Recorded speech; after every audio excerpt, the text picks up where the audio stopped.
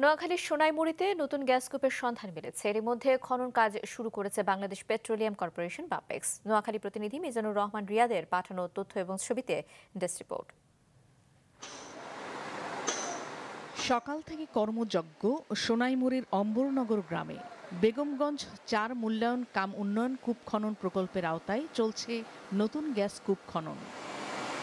প্রাথমিকভাবে কূপটি ৩,২০০ মিটার খননের লক্ষ্য নির্ধারণ করা হয়েছে। আশা করা হচ্ছে এর ৪টি জোনের প্রতিটিতে দৈনিক ১০ মিলিয়ন ঘনফুট গ্যাস উত্তোলন করা যাবে। এখানে স্টিপুলেট খনন সময় ধরা হয়েছে ১২০ দিন।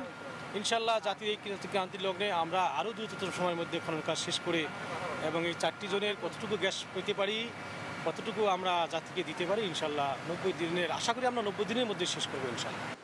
খনন করা কূপে গ্যাস পাওয়া গেলে তা দেশের অর্থনীতি ও শিল্পায়নে বিশেষ ভূমিকা রাখবে মনে করেন সংশ্লিষ্ট কর্মকর্তারা। কিছুদিন আগে সুন্দরপুরে আমরা একটা গ্যাস ক্ষেত্র আবিষ্কার করেছেন এবং এটা খুবই ৩টা জোনে আমরা এখানে পেয়েছি। ইনশাল্লাহ বাংলাদেশের জন্য ভালো, আমাদের বাপেক্সের জন্য ভালো। ২০২২ সালে এই প্রকল্পটি সরকার গ্রহণ করে।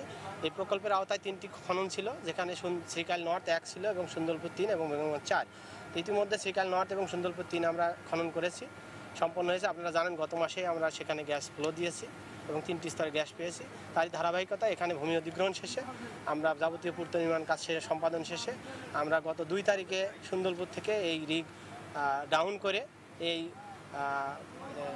দুপুরে এই রোদের ভিতরেও আমাদের কর্মকর্তা কর্মচারীরা, ইঞ্জিনিয়াররা এবং স্টাফরা সবাই মিলে নিরলসভাবে ঈদের ভিতরেও এই মালামাল সরবরাহ করে এখানে নিয়ে এসে এই খনন কাজের উপযোগী করে তুলেছে। আশা করি যদি কোনো টেকনিক্যাল ত্রুটি না হয়, আজকে রিগ ডাউন হওয়ার পরে দ্রুততম সময়ের মধ্যে আমাদের কাজকর্ম সম্পন্ন হবে এবং ডিলিং কাজ শেষ হবে দ্রুততম সময়ের মধ্যে। দেশে গ্যাসের চাহিদার প্রতি লক্ষ্য রেখে আমরা কর্মকর্তা কর্মচারীরা খুব দ্রুত কাজ করতেছি।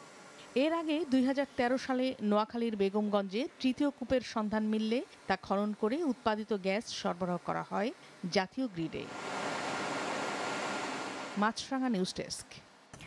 গোপালগঞ্জের টুঙ্গিপাড়ায় জাতির পিতা বঙ্গবন্ধু শেখ মুজিবুর রহমানের সমাধিতে শ্রদ্ধা জানিয়েছেন বাংলাদেশে নিযুক্ত চীনের রাষ্ট্রদূত ইয়াও ওয়েন। সকাল ১০টায় সমাধিসৌধের বেদিতে পুষ্পস্তবক অর্পণ করেন চীনের রাষ্ট্রদূত। পরে সেখানে কিছুক্ষণ নীরবে দাঁড়িয়ে থাকেন। পরে তিনি জাতির পিতা বঙ্গবন্ধু শেখ মুজিবুর রহমান, বঙ্গমাতা শেখ ফজিলাতুন্নেসা মুজিব, ৭৫-এর ১৫ আগস্টের শহীদ এবং মহান মুক্তিযুদ্ধে আত্ম উৎসর্গকারী ৩০ লাখ শহীদদের আত্মার শান্তি কামনায় বিশেষ প্রার্থনায় অংশ নেন। পরে সমাধিসৌধের বিভিন্ন স্থান পরিদর্শন করেন তিনি।